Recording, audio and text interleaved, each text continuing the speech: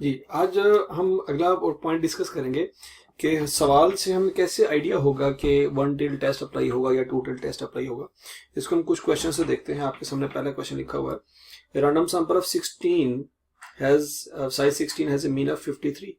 तो यहाँ से एक बात तो ये समझ आई, सैंपल का डाटा दे रहा है। यहाँ पे जी जो डाटा हमें मिलता है, n है जी 16 और x है जी x बार है जी 53। Okay, the sum of square of deviation of values from mean is 150। ये बेसिकली कह रहा है sum of square of deviation from mean का मतलब है summation x minus x bar square आपको दे रहा है 150। Assuming the population values are normally distributed, test the hypothesis population mean is 56। ये population mean दे रहा है mu is equal to 56। अब इक्वालिटी का साइन यहाँ पे h नॉट होगा। अच्छा, अब यहाँ पे आपने नोट करना है कि क्या इस क्वेश्चन से पढ़ के दो दफा आप इस सवाल को पढ़ लें कि इस क्वेश्चन से पढ़ के आपको आइडिया होता है कहीं पे भी ग्रेटर देन या लेस देन या हायर या लोअर इस तरह के कोई अल्फाज हैं। अगर तो आप क्वेश्चन दो तीन दफा पढ़ ले, आपको ऐसी कोई इन्फॉर्मेशन नहीं मिल रही कि greater than, less than, higher than, lower than, above, below, इस तरह का कोई लफ्ज मिले जहां से आपको पता चले वन टेल टेस्ट है, तो हमेशा याद रखिएगा आपने टू टेल टेस्ट अप्लाई करना है। मतलब mu equal to 56, mu not equal to 56। बस ये अच्छी तरह से याद रख लें। जब क्वेश्चन से आपको कोई इंडिकेशन ना मिले वन टेल टेस्ट की, मतलब लेस देन या ग्रेटर देन वाली कोई इंडिकेशन ना मिले, तो बाय डिफॉल्ट आपने equal to not equal to का टेस्ट लगाना है और कुछ नहीं करना आपने। ठीक है, जब ये लफ्ज इस्तेमाल कर test the hypothesis that this general statement उसने बात की है कि मीन इज 56, इसका मतलब है आपको ये नहीं पता कि अबव पे उसके लिए फेवर है या बिलो पे उसके लिए फेवर है। Simple equal to not equal to लगाना है। ओके, अब अगला इशू जैसे कि भी पहले डिस्कस किया, आपका सैंपल साइज है 16, 30 से कम है और पॉपुलेशन स्टैंडर्ड डेविएशन उसने कहीं नहीं दी हुई, तो फिर आपको सैंपल स्टैंडर्ड डेविएशन निकालनी होगी और sample sigma is unknown. Sigma unknown है तो उसकी जगह फिर हम करेंगे स्मॉल एस। स्मॉल एस क्यों करेंगे? क्योंकि सैंपल की वैल्यू 30 से कम है। स्मॉल एस का फॉर्मूला होगा summation X minus X bar whole square over n minus 1 under root. तो summation x minus X bar whole square given आपके पास 150, n माइनस 1 कर लेंगे 16 माइनस 1 अंडर रूट। तो हम कैलकुलेटर से देखते हैं जी हमारे पास आंसर क्या आता है। 150 ओवर 16 माइनस 1 3.1622 3.1622 ये हमारी वैल्यू आती है। ओके, अब पहला स्टेप तो ये था हमारा कि h नॉट h1 डिफाइन करना। दूसरा स्टेप हमारा होता है अल्फा। अल्फा की वैल्यू क्वेश्चन में गिवन है 0.05। तीसरा स्टेप हमारा होता है जी टेस्ट स्टैटिस्टिक, वो हमें नजर आ गया है जी टी लगेगा। क्यों? क्योंकि n 30 से कम है और स्मॉल एस गिवन है X bar minus mu small S over n under root. X bar है जी 53, म्यू है जी 56, स्मॉल एस है जी 3.1622 over n under root 6 under root. Calculator से वैल्यू चेक कर लेते हैं हम। 53 माइनस 56 divided by 3.1622 divided by under root 16 minus 3.79 minus 3.79। Okay जी, हमारा फोर्थ पॉइंट है क्रिटिकल रीजन। इसमें क्रिटिकल रीजन में देखेंगे टू टेल टेस्ट है तो डेफिनेटली अल्फा दोनों साइड्स पे डिवाइड हो जाएगा। 5% है तो यहाँ पे 2.5% होगा, यहाँ पे भी 2.5% होगा क्योंकि अल्फा दोनों इक्वली डिस्ट्रीब्यूटेड दोनों साइड्स पे। डेफिनेटली हमारी कैलकुलेटेड वाली वैल्यू टेबल की वैल्यू से अगर बढ़ी है तो रिजेक्ट कर देंगे। टेबल देखते हैं हम। डिग्री ऑफ फ्रीडम है जी n माइनस 1 15 के सामने 2.5% है। देखेंगे हम टू टेल में 5% है, ये दिखा हुआ है। ये वन टेल पे 0.25% है और 15 के सामने देखना हमने, 15 के सामने दूसरे कॉलम में देखेंगे 2.1314, तो 2.1314 आता है यहाँ पे। तो हमारी वैल्यू जो है माइनस में देखेंगे तो इस रीजन में फॉल करती है। सिंपल सी बात है, अगर माइनस का साइन को इग्नोर करें तो 3.759 जो वैल्यू है वो इससे बड़ी है। तो हमारा हो गया जी we rejected at naught S H naught as calculated value falls in critical region. ठीक है जी, calculated falls in critical, hence हम ये कह सकते हैं पॉपुलेशन मीन जो है इज नॉट 56। वो 56 नहीं है क्योंकि हमने एच नॉट को रिजेक्ट कर दिया, H1 को एक्सेप्ट कर लिया। ठीक हो गया जी। अगला क्वेश्चन देखते हैं हम। कि इसमें equal to not equal to आता है या नहीं आता। ये सबसे इंपॉर्टेंट फोकस हमारे इस वीडियो का यही है कि हमें ये पॉइंट क्लियर हो जाए। अच्छा जी, अब देखें, cigarette manufacturer claims that amount of nicotine in each cigarette is 7.5 milligram. मैंने आपको बताया कि जब भी कोई मैन्युफैक्चरर अपने किसी प्रोडक्ट के बारे में क्लेम करेगा तो हमने देखना ये है कि वो जो वैल्यू बता रहा है उससे वैल्यू ज्यादा होगी तो उसके अगेंस्ट जाएगी, या उससे वैल्यू कम होगी या उसके अगेंस्ट जाएगी।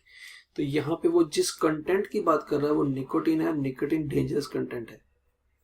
और वो अगर खुद क्लेम कर रहा है तो वो ये एडमिट कर रहा है कि भाई मेरे प्रोडक्ट में निकोटीन की वैल्यू ही होती है। तो पहली बात तो ये कह रहा है म्यू इज इक्वल टू 7.5। अब हमने देखना ये है कि जब भी कोई मैन्युफैक्चरर क्लेम करेगा ना तो सीधा सीधा पॉइंट यही है कि वो 1 टेल टेस्ट होगा, वो 2 टेल टेस्ट नहीं होगा। क्यों होगा वो भी हम देख लेते हैं। क्योंकि वो मैन्युफैक्चरर जो वैल्यू बता रहा होता है ना वो उस वैल्यू में पूरी रेंज रखता है।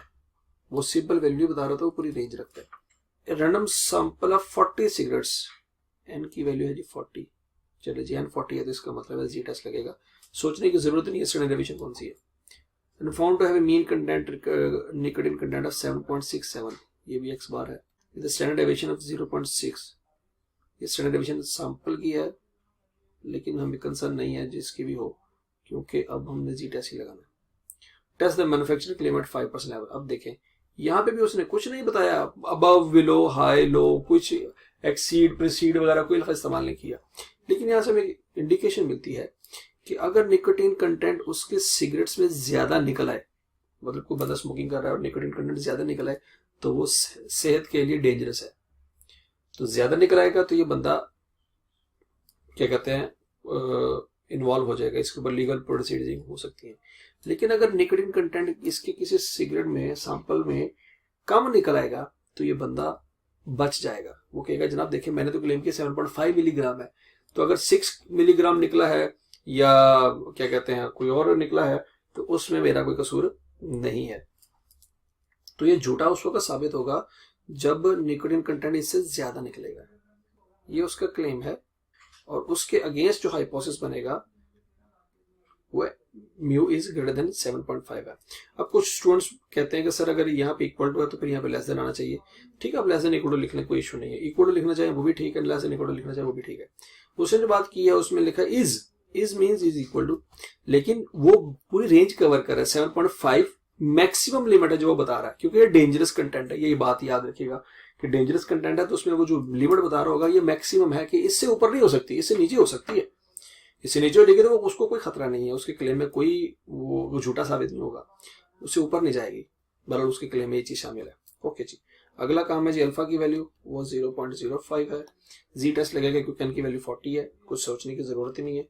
Z is equal X bar minus mu over sigma over N under root. यहाँ पे सिग्मा नहीं है तो कोई मसला नहीं है, हम एस लिख लेते हैं, कोई फर्क नहीं पड़ेगा हमारी कैलकुलेशन पे। एक्स बार की वैल्यू 7.67, 7.5, एस की वैल्यू 0.6 और एन अंडर रूट है जी 40। अब हम कैलकुलेटर से देखते हैं values. 7.67 minus 7.5 over 0.6 divided by 40 under root 1.79। ठीक है जी। अब क्रिटिकल रीजन जो होगा याद रखिएगा 1 टेल टेस्ट है, सारे का सारा अल्फा हायर साइड पर ट्रांसफर हो जाएगा। हमने जो टेबल से जो वैल्यू मिलेगी जी अल्फा की वो मिलती है जी वन साइड टेस्ट है 0.05 तो डेट इज 1.645 मिलती है। ये मैंने आपको टेबल में समझाया था, इसको अच्छी तरह से क्लियर कर लें। ओके जी, एज अब देखिए हमारी वैल्यू जो है टेबल की वैल्यू से बढ़ गई है। As calculated value is greater than table value, we rejected H0। क्यों? क्योंकि हमारी वैल्यू इस रीजन में फॉल कर रही है। यहाँ पे 1.645 है और हमारी वैल्यू 1.79 आ गई है, तो ये क्रिटिकल रीजन में फॉल कर गई। कंक्लूजन क्या होगा? Manufacturer's claim is false, hence nicotine content exceed 7.5। ये झूठा साबित हो गया और H1 हम एक्सेप्ट कर लेंगे क्योंकि वो हायर रीजन में फॉल कर गई वैल्यू। ठीक हो गया जी। अगला सवाल देखते हैं हम। Manufacturer claims that average life of a certain type of products is 270 hours with standard deviation of 25 hours. अच्छा जी, क्लेम आ गया उसका mu is equal to 270 hour. Once again एक मैन्युफैक्चरर क्लेम कर रहा है, तो मैन्युफैक्चरर क्लेम कर रहा है तो वो अपने प्रोडक्ट के बारे में या तो डेंजरस कंटेंट बता रहा है या फेवरेबल कंटेंट बता रहा है। Average life of a certain type of product, अब लाइफ की बात कर रहा है तो डेफिनेटली उसने जो बात की होगी ना 270 आर, ये लोवेस्ट वैल्यू बताई है क्योंकि फेवरेबल है। मतलब अगर किसी प्रोडक्ट की लाइफ 270 से ज्यादा साबित हो जाएगी तो वो झूठा नहीं होगा। हाँ, अगर कम साबित हो जाएगी तो वो झूठा साबित होगा।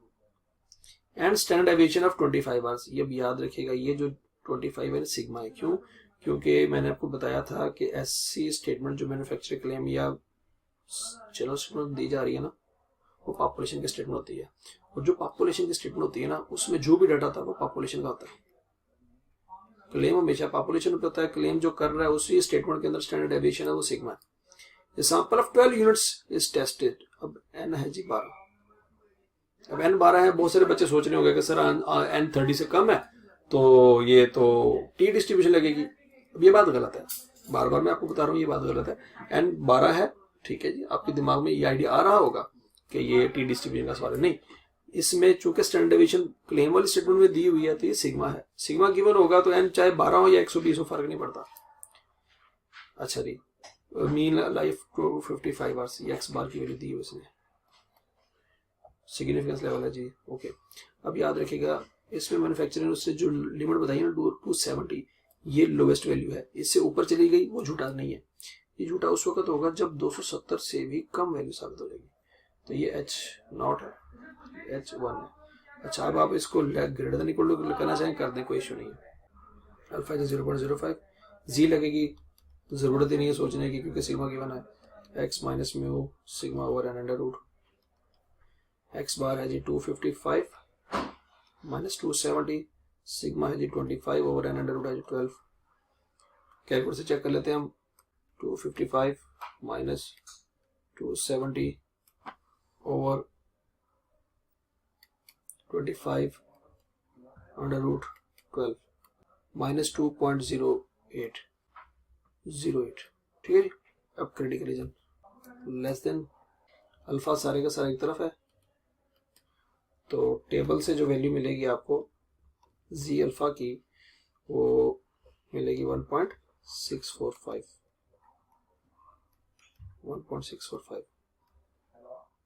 ओके जी, अगर इसका तो मैंने देखा। अच्छा जी, जब हमने कंपेयर करना है तो हमने सिर्फ मैग्नीट्यूड को देखना, साइन को नहीं देखना।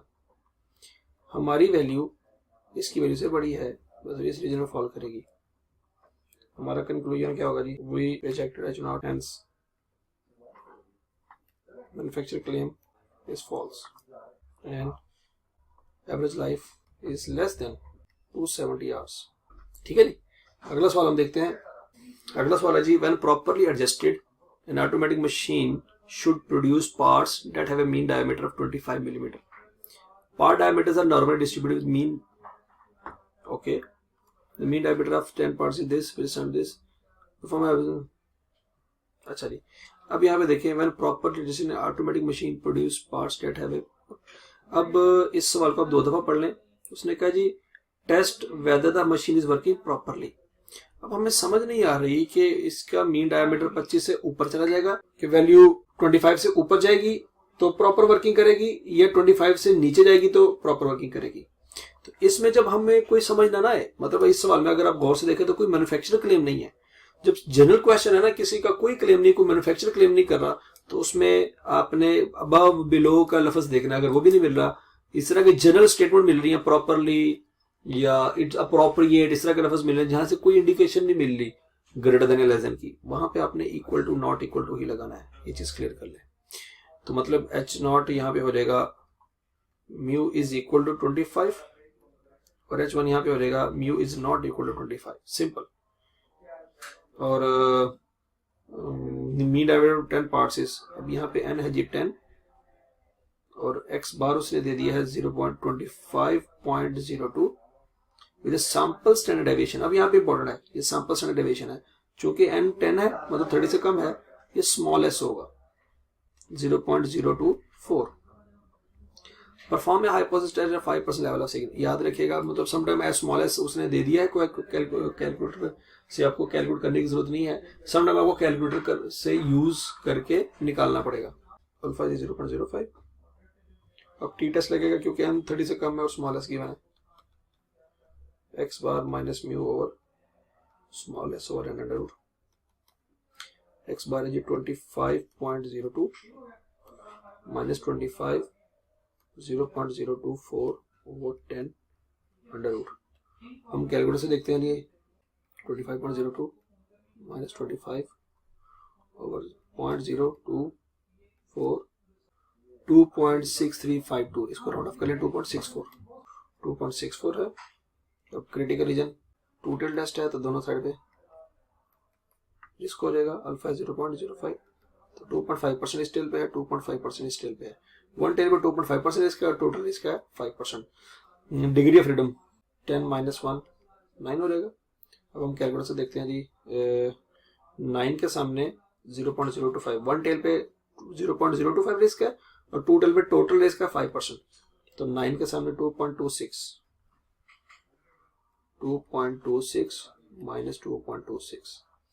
आपने साइन को इग्नोर करा, सिर्फ मैग्नीट्यूड देखना है। आपकी वैल्यू 2.64 है, ये 2.26 है, तो आपकी वैल्यू इस रीजन में फॉल करती है। तो कंक्लूजन क्या है जी, रिजेक्टेड एच नॉट।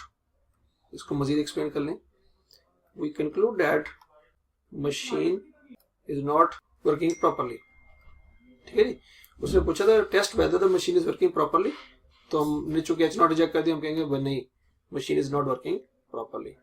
इसको अच्छी तरह से क्लियर कर लें जी, ये बहुत इंपॉर्टेंट है एग्जाम पॉइंट ऑफ व्यू से। हाइपोथेसिस में सबसे इंपॉर्टेंट चीज यही है कि आपको कैसे पता लगेगा वन टेल टेस्ट है या टू टेल टेस्ट है, जी डिस्ट्रीब्यूशन है या टी डिस्ट्रीब्यूशन है। इन दो वीडियोस को, ये वाली वीडियो इससे पिछली वाली वीडियो जो मैंने रिकॉर्ड करवाई है, आपने इसको अच्छी तरह से क्लियर करना है, ये आपका टॉपिक इंशाल्लाह क्लियर हो जाएगा। थैंक यू जी, अल्लाह हाफिज।